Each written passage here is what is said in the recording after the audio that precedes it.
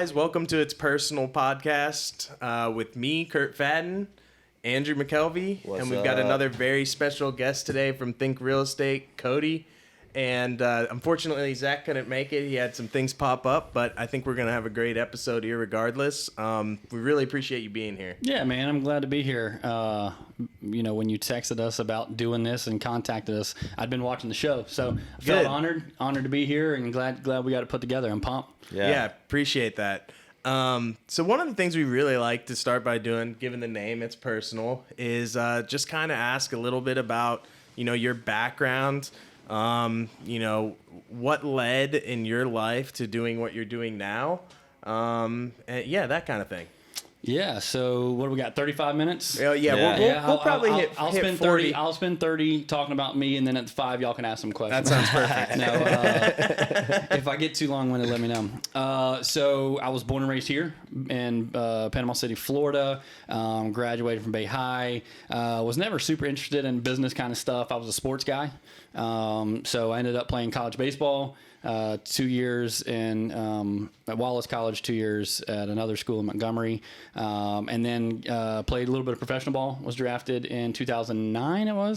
Played some ball with the Cubs, chased that dream for a little bit, and honestly, I didn't really have it mapped out after that. I tried the pro ball thing. In college, I kind of majored in nightlife, and I did the same thing. Didn't really, So after baseball was over with, I'd been in school for 4 years. And when I came back to FSU PC, I ended up doing 2.5 more years just to get my graduate. So that's kind of I wasn't super focused then. So then I was kind of at that point trying to figure out between two things. I was either going to be a baseball coach or a teacher and baseball coach, or I was going to do real estate. And real estate was always, I don't know, it was just always what was it that made that the other option? I was playing Monopoly one time. Okay. I was down at our fish camp down at the river that we have. We played Monopoly for the first time. I was probably like 12 or 13. And just the idea of the art of a deal, and that you can, I could use my, I don't know, persuasion or be able to make deals. I don't know. It's just so cool to me. Something out of nothing. Yeah. And then of course there's, I really enjoy branding and marketing, and I didn't even realize it at the time, but I think I saw that there was an opportunity to have that creative outlet. Yeah. I ended up, talking to my high school baseball coach and asking him what would you do? He's like, try the real estate thing. Try it for a year. If it doesn't work out or you don't like it, you can always coach, right? Yeah, that's true. That was 12 years ago. Yeah, there you go. Okay. And when you first started in real estate, tell us a little bit about that. Ooh. What brokerage were you with, actually? I was at Century 21 Commander. Okay. Dude, all right. I didn't know that. Yeah. Yeah, amazing folks. Seriously, I can't say enough great things about, Mr. Charles and then his son, Charlie. Charlie was I owe him so much. Took me under his wing and taught me a lot. It was interesting. So that was in 2013. Okay. I'm 26 years old. There is a challenge for when you're 26 years old and you live at home with your parents. It's difficult to try to sell people houses because you've never bought a house and stuff like that. And, so that was a little bit of a challenge. Not to mention I was a baby face. I looked like I was 21. Yeah. In that time there was pretty much zero social media marketing. Yeah. It was all networking. It was all networking and stuff like that. So when my brother, when I was talking to him, he kind of got me on the Gary V train, the Gary Vaynerchuk train, and I started kind of taking to that, and it was interesting. He was really the first guy to really push social media marketing hard. Yeah. And so early on in my career, I decided that was going to be my route. And it rocked the boat for sure. It was not it was not received well at all. So, really? Yeah. It was interesting. I used to I can remember, because that's it's kind of like the lifeblood of what makes you guys successful now. It's interesting that now you can't. I mean, people have gotten off Facebook forever because us realtors have ruined it, right? Yeah. And they'll say that. But I can remember getting a phone call from another realtor from another brokerage that said, "Hey, you're posting real estate stuff on your personal page. that looks bad. It's unprofessional. You need to, if you're going to do it, you need to do it on a business page. Like I had like people like reaching out to personally, me and I was like, hey, thank you so much. Stay in your lane. Thank you, but stay in your lane. Yeah, but because I mean, at that time, that was like it was still a pay to play kind of thing. So I realized, hey, why would I do that? Because you were intimidating. I get at the time. Sometimes when, and I find this to be true, like in the real estate industry and all industries, but sometimes when you're doing something and someone says, "Hey, maybe don't do that," not all the time. Yeah. You're onto something. Yeah. You're doing something that they think may take away from their share. For sure. Yeah. Now, granted, some of the things I was doing, I look back now and I'm like, it's so cringe. Like I'm a push the envelope kind of guy. So some of the stuff I'm like, oh man. So it was, I'm sure it was very annoying, you know, to some people. I wish Zack was here because he had a good buddy, like a good friend of mine that I played basketball with, call Zack, who was my friend, you know, a few years after I got into real estate, and was like, hey man, like what is going on with him? Like he's annoying. Like you got to tell him to stop. Like this is bad. And Zack's like, hey man, he's doing what he does. You know, not all of it was great, and some people push back. But yeah, and I think too, like now it's kind of shifted to like the stuff that's more well received probably provides some relative like value too. Right. Like I'll give an example. Like even in our neighborhood, the trash can reminder thing. Like it's marketing, but it's actually something that people use because I literally forget to put my trash can out every week. Well, and that was the idea behind it. What he's talking about is we both live in the same neighborhood, and I kept forgetting to take my trash out. Yeah. And so I was like, wow, what if I had some way? Actually, I take that back. Zack was like, hey, what if we had some way to like remind people to do it or whatever? And I was like, well, let's just do a text marketing thing. So I've been sitting on that one for about 1.5 years, and I finally put it into play. Yeah, and it's smart because it's not irritating, but it is. You have so you get a little text thing the morning before or something on or? trash days. So the night before, so at 7:00, it's scheduled, and it'll say it's. And they're funny too. They're like, "Hey, your trash can's waiting for you." Or, you know, It's just Chat GPT, man. Yeah. You just plug it in there, plug and play. Yeah. That's pretty cool though. But the thing is like, so I'm glad you brought that up. I have always adopted, for the most part, the Gary V long play, like branding over marketing. Touch point. I'm not good at marketing. Yeah. Or I'll play this. I hate the power of words is very strong. I don't enjoy marketing. People may say I like marketing. I enjoy branding, which is just making yourself relevant in a lot of arenas continually and exactly and repetitively. Asking for the sale, that's not my strength. Yeah. So for me, in this text marketing, my promise to everyone there is I'm not going to ask you for the sale at all. It's not a sales pitch. There's no sales pitch. I'm literally only providing value. There's never going to be here's my open house. There's never going to be anything like that. I just need to be top of mind. I need to know who I am. Yeah. So that's like one of my big things is the big three. Know who you are, know what you do, then they can buy from you. Which you learn over time, like, is the non-annoying way to do real estate marketing. But it takes so much time. It's a long run. Such a long lot play. More thinking and building up of recognition. Yeah, for sure. But anything worth having in business is done the hard way or over a long period of time. So you can get a quick sale from doing different things, but whether they'll stay with you is a different story. Absolutely. So, what would you say? Like, how did Think come to be? Let's talk a little bit about that. Like, you and Zack and Think, because like I know what Think is today, but I've probably only lived here for just under like 7 years. So to me, I don't really know Bay County without Think Real Estate. Well, that's humbling. That's humbling to hear. That's cool. I love that. So. Like I said, I never had like these big dreams of being a business owner or anything. My dad owned a business, and I never really desired like owning a business was not really like on my radar. I just wanted to be in real estate. And then I was in the gym one day, and I don't have the room to do it here, but I had been seeing this guy, it was Zack, and I'm seeing him like. We're both in sales. We're both young, so like we're both networking like crazy. This is at Fusion before the storm hit it and got it. But I was like, man, like I was drawn to his energy, and he was doing this. he was it was probably about this time of year, and he was on all fours, and he had a strap around his right ankle, and he was doing like knees to the chest, like, and I'm like, what is this guy doing? Like, I've seen this guy. It's like the videos you see on TikTok, people like working out weird in the gym. Real, but I knew, but he also, I mean, you wouldn't know it. Zach's really strong, and he's in shape. Like he's stronger than he looks. And so I'm like, hey man, like, what are you doing down there? And he hops up and he goes, man, spring break's right around the corner. I'm working on my V. And I was like, what's up, man? I'm Cody. He's like, I'm Zack. And so literally from that point on, every day we get off work at 5. Well, he got off at work at 5. I'm a realtor. I'm there early at 4 shooting basketball and everything. And so he'd show up and we worked out. I mean, shoot, I was dating Ashley at the time. He was single, but like we'd be up there working out for like 2 hours. Just shooting the bull and everything. So like 5 to 7 o'clock. Yeah. I'm like, if I had 3 hours now to just go up to the gym and shoot just hang around. If I can slam in a 45-minute workout, I'm like, that was a good day. Yeah. So anyway, I get to know him, and we're working out and having fun. I was like, man, this guy, and he was a believer in Christ like I was. So there was that. He was my brother in Christ. So I really found a lot of value in him.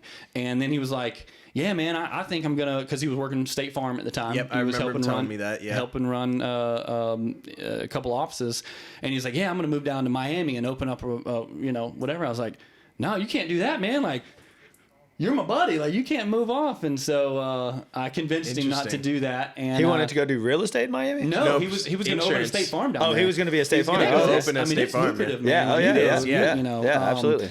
But he wanted to leave here. He wanted to. Yeah, at the time he wasn't with his wife now. Obviously didn't have he had his the family connection. Here, so he was going to do that. Ended up he. Let's see, I guess I'd been in for about 3 years in real estate, and he hired me as his buddy to sell his flip, because he started flipping. He'd done like his first flip house. And so after that, I sold it top dollar. He fired me and got his license himself, because he was like, I'll get it myself. And if you don't know this, like, Zack he's pretty smart, man. He's really smart. Yeah. Test taking, like, he graduated high school at 16, college at 19. Like, he was a really smart kid. And so he got his real estate license. And then one day he was kind of like, hey man, what do you think about like us opening up a brokerage one day? And I was like, yeah, I mean, that'd be cool. And I just trusted, like, I knew that if I was on board with him, because I knew he had all these goals. And once we started becoming buddies, my goals started leveling up with his too, right? And so now I was like, yeah. Like, I wasn't like, ooh, I don't know if I want to own business. I was like, yeah. You want me to be in with you? Because I know you're going to be a very successful businessman one day. You want me? Yeah, I'll provide value. Yeah. Let's do it. Yeah. And so we thought about it, and thank goodness we didn't do it. We waited a whole like 2 years after we were going to launch it, and so we launched it in August of 2018. 2 months before Hurricane Michael. Oh my gosh! Yeah. I didn't realize that. Yes, sir. So when we launched it, had a few people come on.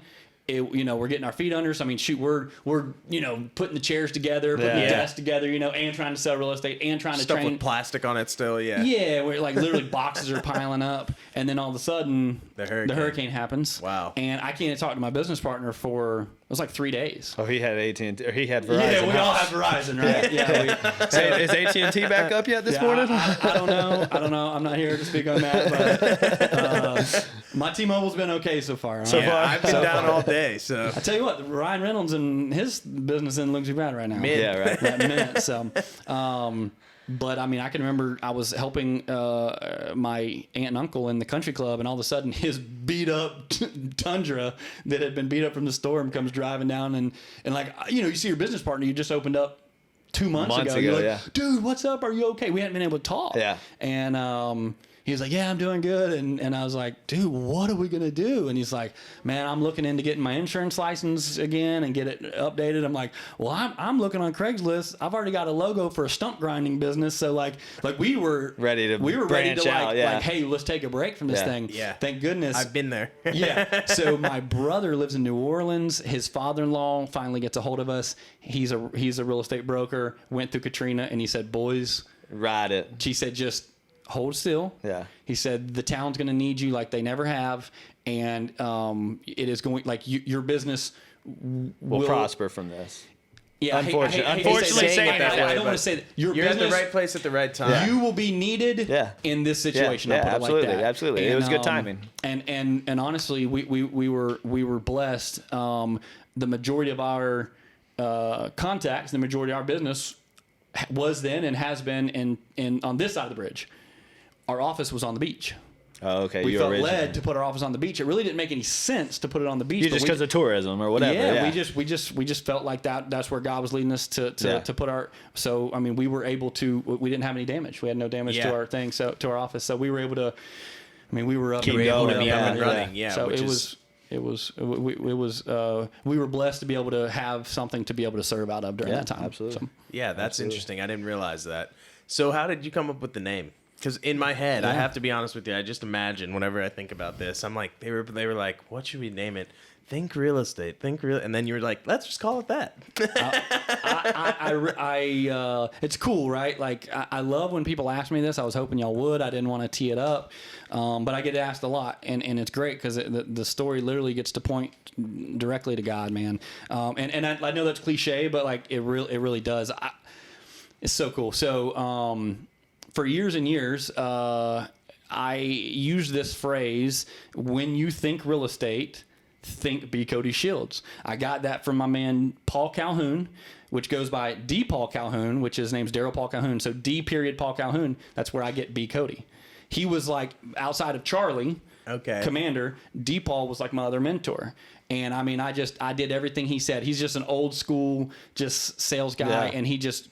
So I just soaked everything up. So in the first week, I'm like, hey, D. Paul, do you mind if I'm B. Cody? He's like, please do it. He's like, that's awesome. And then with the think B. Cody, or he said, hey, when you write these letters, because I was writing like FSBO letters. Yeah. He's like, when you write this at the bottom, put down there and center it and say, when you think real estate, think B. Cody Shields. That's how he talks. Super slow, just like, and I was like I like molasses. That. So I ran with it, everything I did, then online I did it as a hashtag, then this, and then I put it on my truck. And so that was just like a thing, think B Cody Shields, whatever. So it comes time that we were going to open this real estate company. And 2 years before we actually did it, we're like, hey, we want it to kind of have like a spiritual name to it. That's what I wanted. And I was like, hey, let's have Reliance. It's going to be called Reliance Realty. And we're going to be red because that's the marketing color and everything. So Zack, to this day, he has an LLC, Reliance Equities LLC, that was supposed to be our LLC. And that's what we were going to be, was Reliance. And I'm working out one day. Zack was not there that day. And I was like, it just hit my spirit. I'm like, I call him. I'm like, hey, man, it ain't Reliance. He's like, what do you mean? I was like, it's I don't know. It's not Reliance, and we're not going to be red. Yeah. We're like a month away from starting this all from like breaking away from our company and everything, which that's a whole nother story. I did it earlier than we were supposed to because I felt guilty. It ended up costing Zack some money. Anyways, sorry, Zack, I'll pay you back. And so I didn't know. He's like, hey, you're the marketing guy. Figure it out like that. And so I was like, all right. So I did like any millennial would do. First of all, I was thinking to myself, like, what I like simple, I like quick, I like to the point. And I was like, and I don't know why, but like Sprint Mobile, like Sprint. Yeah. And then was like almost like that single syllable. So that's where I went. And I was like, well, I kind of like the single syllable thing. And so I did like any millennial would do. I went to Google and said, one syllable verbs. Yeah. Because I was like, hey, what do they have in common? They're verbs and they're whatever. So I look it up and it comes up, and like right there on the second page, there it was. It said think. And I was like,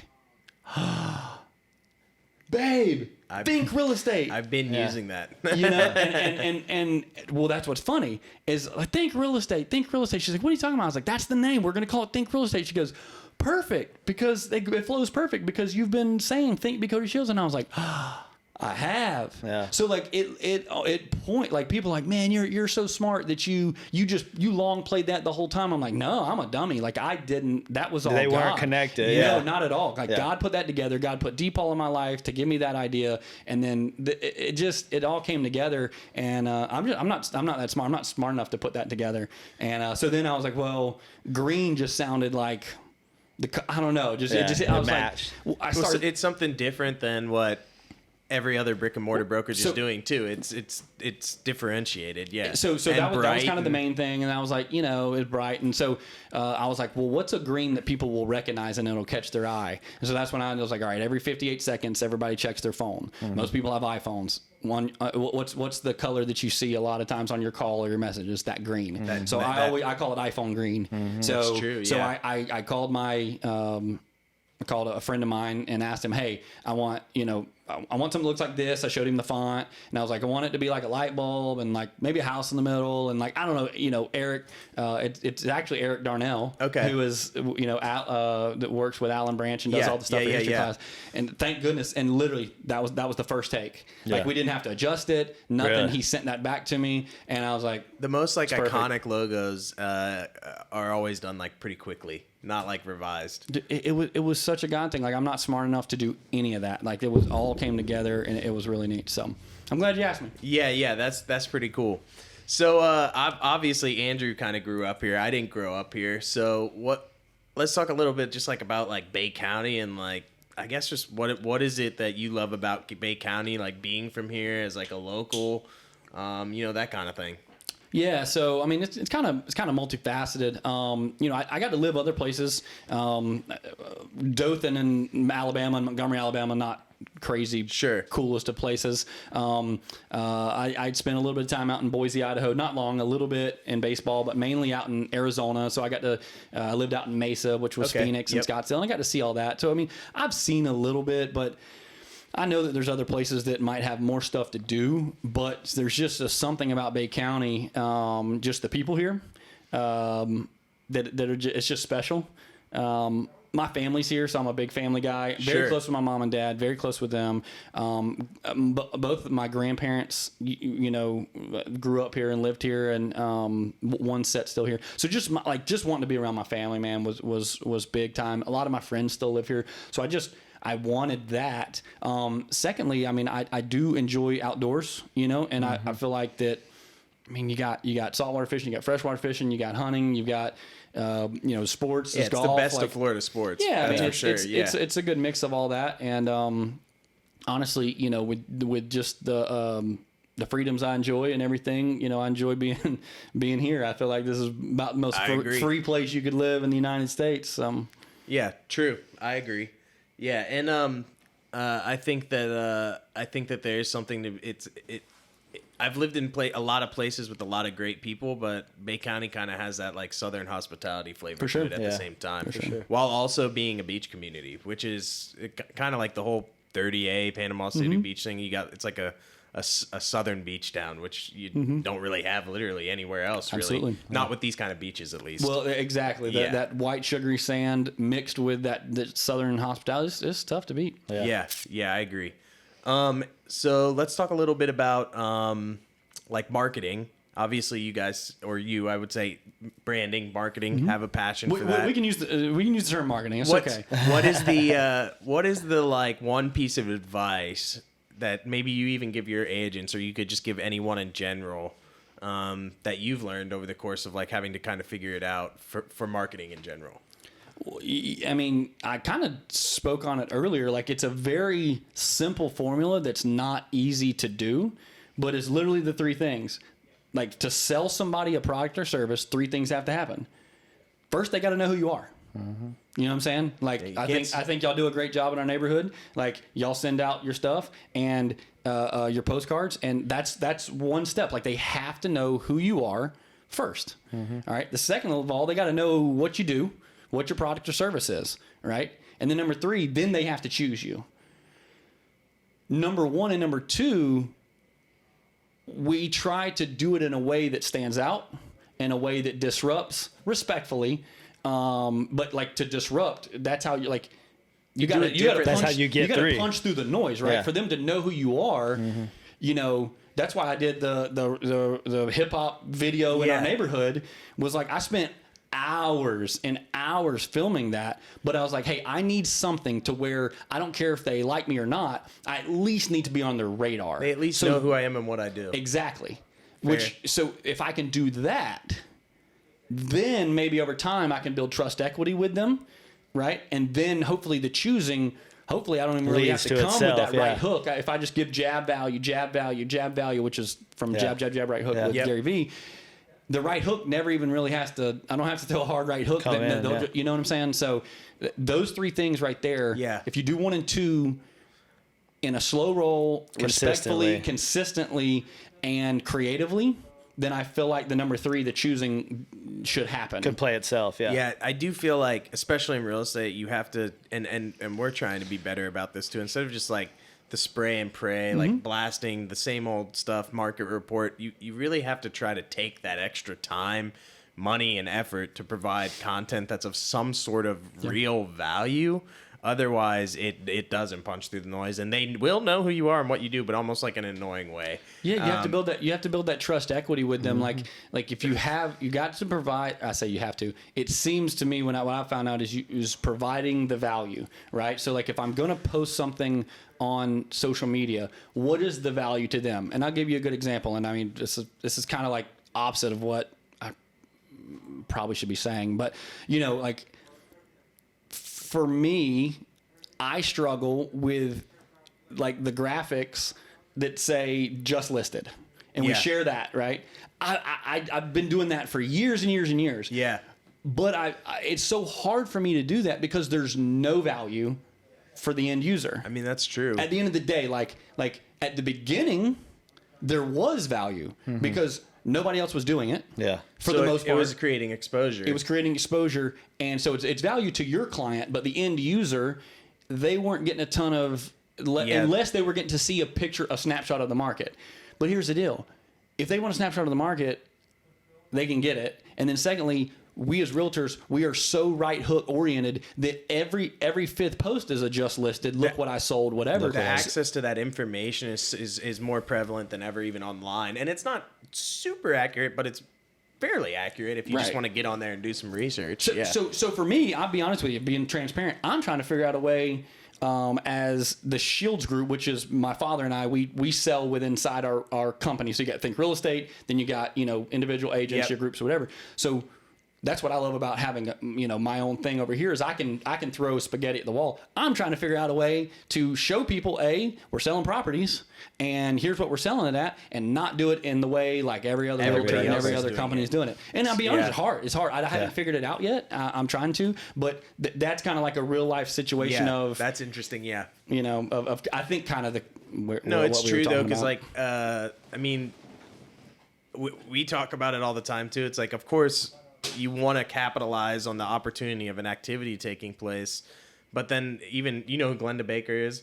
Glenda Baker's like a big time like realtor in the Atlanta area, and she has a TikTok, but she talks about it all the time how like realtors disservice themselves all the time because we'll do marketing on like a postcard, and I'm guilty of it too, or be like we closed this in under contract in 1 day, closed in blah blah blah days, all cash, and then we get mad when somebody's out there saying all realtors do is get a text and then open the door and they make 6%, right? And so like something I've been talking about a lot is content that like shows the actual process. For sure. Yeah. That shows all the work that actually gets done would be super valuable to promoting, because no one is doing that really. And what we show is the face value that it puts us on a pedestal and shows how much money we made and how quickly, and it doesn't show like any of the stuff behind the scenes, which we all know is a lot of stuff, a lot of prepping, a lot of conversation and knowledge. And so I think it kind of goes back to that too. The just listed or the just sold thing only shows the tip of the iceberg, which is off-putting to people almost to a degree. I think. For sure. It hurts us.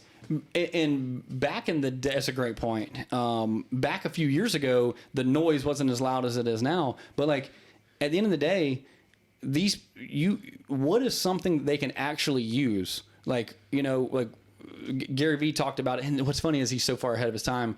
He's talked about being the digital mayor of your town. Yep. Right. Digital mayor. Like, what does that look like? Like, go and review where's the best place to find boneless wings in Bay County, right? Like go do food reviews. I used to do food reviews and stuff like that, and like go do stuff that provides value. What's the attractions? What's going on? Yeah. I'll give one away for free that I've been meaning to do. I just hadn't done it yet. Every time there's a building where like what's going there? Yeah, what is right? It? People always want to know what's the construction? Yeah, before the sign pops all you got up. to do is go to and you can go to the website and find figure the it out. permit or whatever. Yeah. But I still don't even take the time to do it, and I'm wondering what it is. Yeah. I wish that someone from whatever real estate would do it. Would just do it, so I don't have to go look it up. That's a good point. You know what I'm saying? Yeah. So literally, you become the person now when they're driving down the street and they see a construction on the side of the road. I got to go to this Facebook real quick. That's the whole point, right? Yeah. They come to you for certain. You can't do everything, but if they come to you for certain things, now when they see it out and about, they think you're top of mind. Yeah, you're it makes so much sense. Yeah,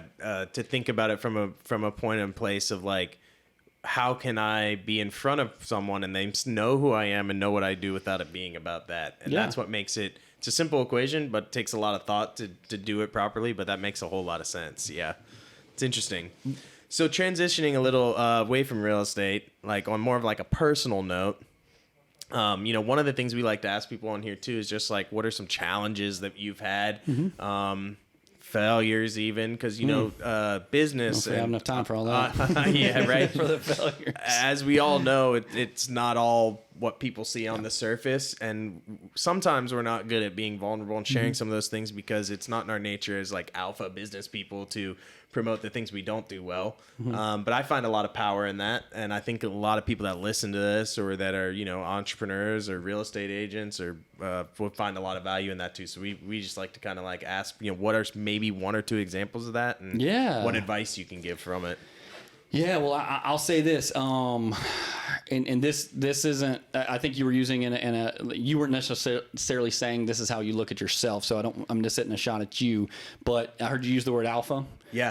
And I hear us use the words like boss and like all these things. I kind of used to really feel like that, and I'll just say like when God Himself humbles you.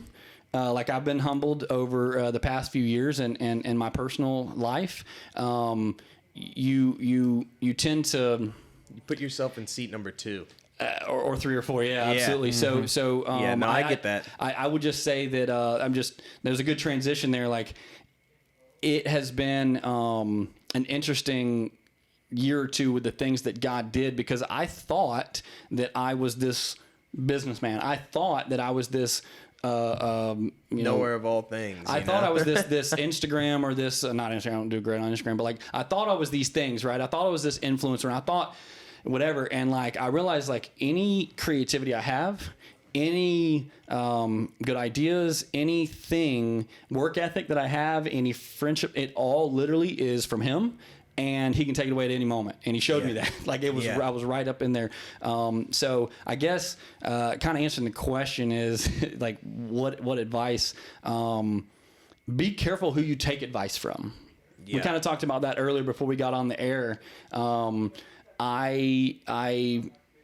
think that you can get really good advice from a lot of people. And I take my grandfather, who's still alive.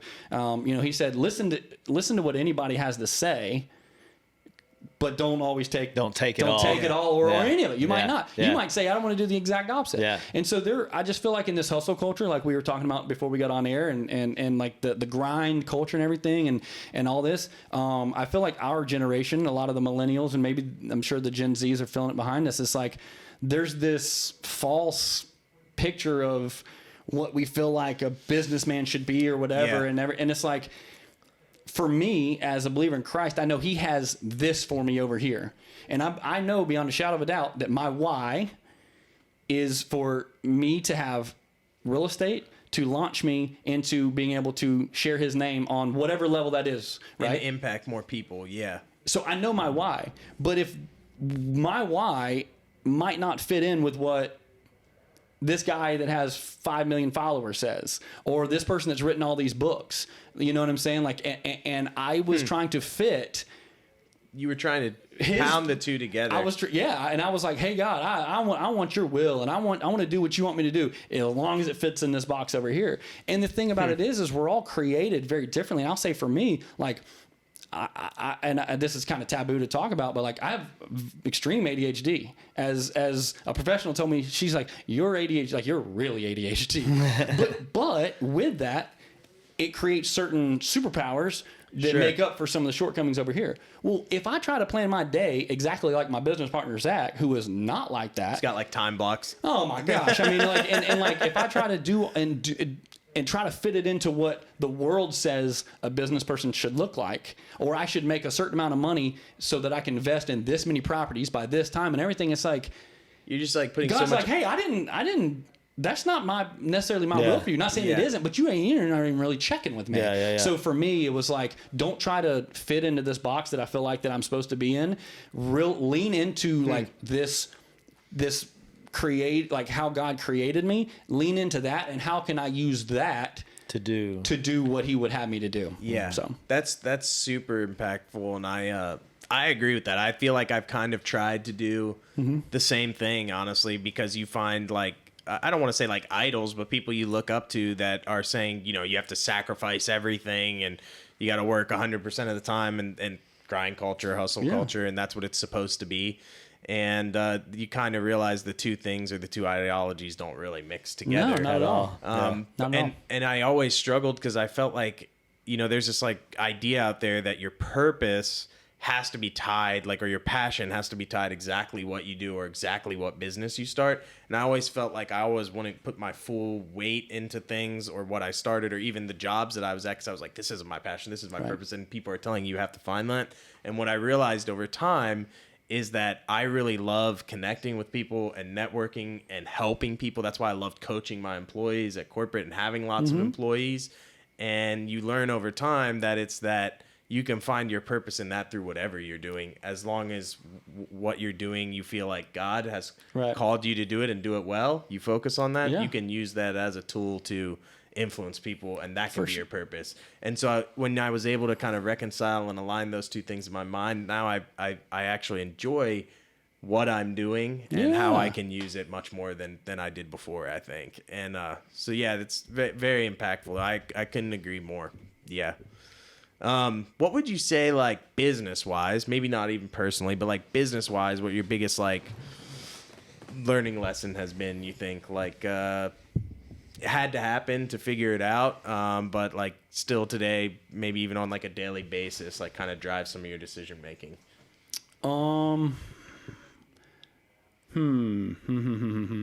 That's a good question. I would say sometimes, I guess I've had to realize that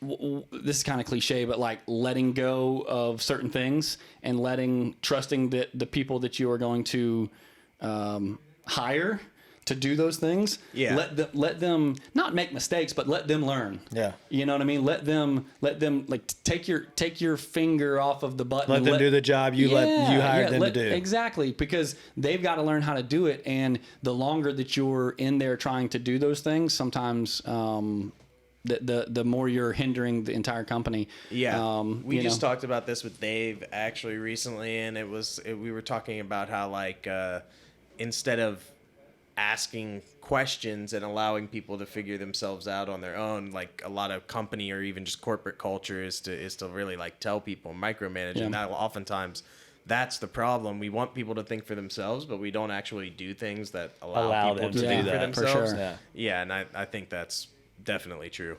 I tell you another thing. So I think it's awesome that y'all have a business coach, and I think it is so important. I think we as people, business people, sometimes we're just like, oh, I'm going to figure it out. And it's like, I mean, the best athletes in the world have coaches. Absolutely. I mean, and some of them will be like, you know, a golfer might have a swing coach, and they'll have a short game coach, and then they have a middle coach or whatever, and then they have a trainer. So they have this team, right? But we're like, I can figure it out. And sometimes we're just too cheap to spend the money, right? But we at Think, Zack made a great decision probably about 2 years ago to bring on some leadership coaches, and we worked with them, a company called Leadership 10, and man, like they came into our company, and I mean, they were very impressed like by our culture, and they were like, but still we had to learn communication styles. Yeah. And we did like disc training and learning like how does this person communicate and how does this person communicate, and once we kind of like, it's kind of like love languages for work. Yeah, it really is, right? Yeah. And so like, and it really helps somebody like me who's who has a tendency to be scatterbrained or whatever. For people to know, for the people under me, or it's not under me, the people that's not the people who we've hired, for them to be able to communicate with me. Yeah. And then for me to understand, hey, even though you like to be communicated with like this, they don't. And so like, what can we do to like to oil that up? Yeah. And I will tell you. I mean, there was some immediate results, but you move forward 2 years from where we were there, and I mean, it is like night and day. Yeah. It really is crazy. Like this podcast, for example, we would not be doing this without our business coach. Nope, not a chance. That's right. Awesome. The focus that we've had to kind of edit. Not add, but edit things that we were doing that we didn't need to be doing anymore. I like that. Was really from Chris too, I would say. And then, like going back to the athlete thing, Chris talks about that all the time too, that it really is like what we do is stressful. What we do has a lot of risk involved. And sometimes, you are not thriving. Mm-hmm. And the truth is mentally, just between the two of us, we can only support each other so much. And having that third party who, once a week or every other week, levels you out is super important. I think. I think almost necessary. Y'all are. I think it's so smart and so wise. Honestly, that y'all have done that. Like that. That is awesome. He's outside. He's outside the picture too. So right. That's the important part. That's of what's it. helpful. It's not somebody that's not dealing with renovations in real estate or client-based real estate stuff. He's not a realtor, so it's How long have y'all worked with him? It's been about a year. Almost a year now. Yeah. And so he's, I'll put a little plug in there for him. He's putting on the Level Up event at the end of April. Saw that. Leadership and Faith. And I went to it last year. Was the first time he did it. He Level Up Coaching is his business, and he wanted to bring an event kind of that you would normally have to travel somewhere to the Emerald Coast. And so like it's always going to be at the Emerald Coast. Nice. Last year was about 150 people. This will probably be about 500 people, entrepreneurs. Wow, that's awesome. It's at Shoreline Church in Destin. And that's where I got to talk to Jeff Hoffman, Dave Clare, just walk up to him, talk to him. And I was at a pretty like low point with the restaurant and some things going on that really, really sent me on like a super different trajectory. And it's kind of funny. And I tell him this story all the time. Like my wife was just laying in bed and a digital ad came up. He threw it together and advertised it for like 30 days.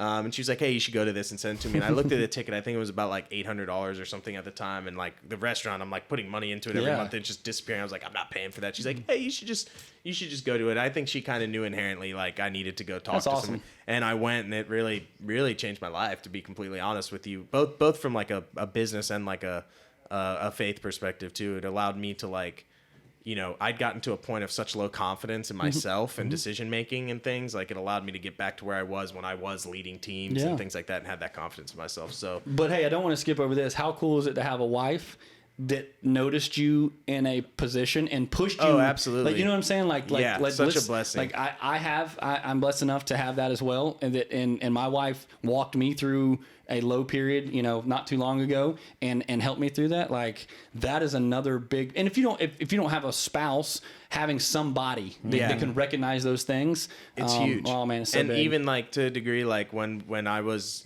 Andrew can attest to this. There was a time at managing the restaurant that I probably wasn't the friendliest person, and my wife basically was like, "You're an ass," She was like, "You're being a big a-hole to everybody," and I was like, "Really?" She was like, "Yeah." Like everybody. Dude, and my wife keeps me in check like crazy. I was like, okay. And then, I actually ended up talking to like a therapist for a while, which was really helpful because it made me just realize that things were like happening around me, not to me. Yeah. And I was able to treat people better even though these things were happening. So, my wife definitely knows when to tell me that I'm not doing something in a good way though. My wife is not that you're being mean to people or whatever. Mine is pride. She's like, you sounded pretty big-headed right there. I'm like, I don't think I did. We so all she's struggle like with that. she keeps me, you know, I'll bring her some, like, what do you think about this? She's like, it's all right. So she's like, only all right? That's yeah, it? come on, man. I was hoping for something more than that. She's especially if I do a song, man. Like I'll like I'll take it to her. I'm like, what do you think? She's like, So we got our big wrap-up question, which we ask everyone, which is, if you had one piece of advice, personal, professional, mixture of the two, doesn't matter, one piece of advice, like kind of even like a legacy piece of advice that you would want to leave someone, it could be to entrepreneurs, it could just be to people in general, what would that thing be? All right. I'm gonna it'll be a little two-parter here. Yeah, that's all good. Right? First of all, I would just have to say, if you don't have a relationship with Christ, like, look into it. If you've ever been hurt by the church, you've been hurt by people, you've been hurt, like, lean into like what he can offer. Lean into what that relationship could be, because it's the greatest thing that's ever happened to me. Okay? I agree. So let's say beyond that, kind of going off what we talked about earlier, and I kind of already shot my shot, but figuring out what is your why. Like, at the end of the day, like, what is truly going to make me not happy, because I don't want to be happy. I think we're looking for joy, I think, is what we're truly searching for, right? And joy isn't always fun. Joy isn't always happy. Joy is a contentment, right? It's this contentment. And so when we chase these things that are benchmarkers, you know, of success, we chase how big our house is, how many people I have work for my company, how many followers I have, how much money I make, right? All those things. The reason we're chasing those is because we're searching for something. We're searching for this joy. We're searching for this contentment. And although we may have fun during that, or we may have whatever, even the substances that we use or abuse or don't want, like, we're using it because we're looking for a contentment and a joy. And the thing is what I found in my life is I don't find that outside of me not being in my why. So for me to have that solidified, and that's my cornerstone. And every single time I get away and I'm over here and I'm just like, why am I mad? Why am I depressed? Why am I this? I'm like, I got away from my why. I got away from this mission that God's put me on. And it might be, and every time, and so time and time again in my life, when I get away from that as my God, then I'm not. I'm miserable. I'm not joyful. I don't have alignment joy with the blessings. That doesn't mean right, exactly. And it's not always about just the blessings. It's not always about being happy or that I'm always in a good mood or whatever. It's still a joy and a contentment of knowing that I'm in this will that He has for me. So for me, I would say lean into what God wants you to do. What is your why? What did He uniquely create Kurt to do? Like, what did He give you? And sometimes it's obvious and sometimes it's not, and sometimes it's a combination. Like, what did He uniquely give Andrew that He didn't give it to anybody else in this way and this circumstance? And like, when you're falling in that, dude, what I've found in my life and the people that I'm around that stay in that will, the joy and the fruit is endless. Agreed. But outside of that is a searching blurry. And it's so a yearning. So sorry, it's a long answer. No, Find it's a your good why, answer. lean into it, and that's pretty much it. It's a great answer. Well, we appreciate you coming on, taking the time. No, you're a busy guy, so we really appreciate you coming on. Thanks for having me, man. Absolutely, man. It was a great conversation. That's episode 7 of It's Personal and Entrepreneurs podcast, and we hope you guys tune in. We got a couple of great upcoming guests. We got Reggie Johns, CEO and founder of Book That Condo. Kind of like a local short-term rental legend, if you will. He is. And we also have Joe Courtney of Wild Marketing. Joe actually used to be a pastor at a mega church and has a really cool backstory and runs a really cool marketing company. So we hope you guys tune in for those. Thanks for listening.